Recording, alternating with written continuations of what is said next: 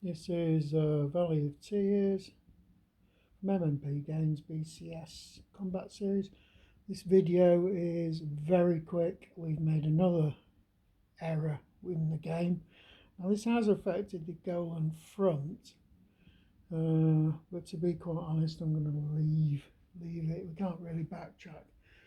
I totally misunderstood the concept of extreme tempo, which is a special rule that's available on the Golan front in the first 3 turns.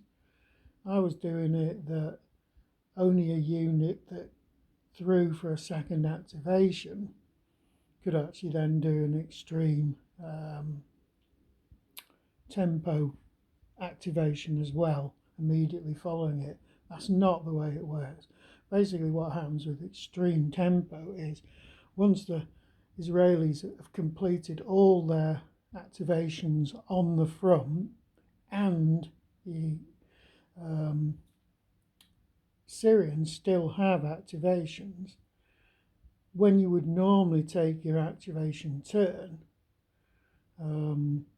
which you can't do anymore because you've fully activated all your Israeli units, you can make a throw for a secondary, for an extreme tempo activation.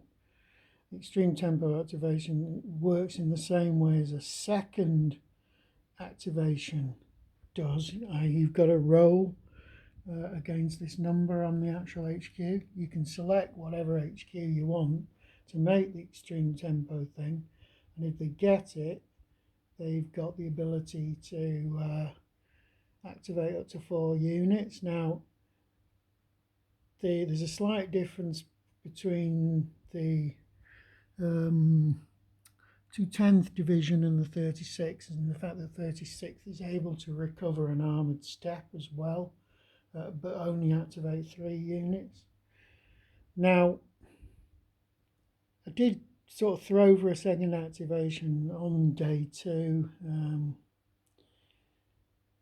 but it obviously happened out of sequence. As I say, I can't really backtrack on this. We're just going to leave it as it is. We're now about halfway through the Golan activations. We'll give an update on the Golan as it goes on. But you can see that extreme tempo allows the Israelis to respond to Syrian attacks even when they don't have enough normal activations to keep the alternating turn system going. It's another mistake, but then again, I'm sure I'm making a lot more mistakes than that, because it is my first time with BCS, and this isn't even a standard BCS rule, it's a special rule for this particular scenario.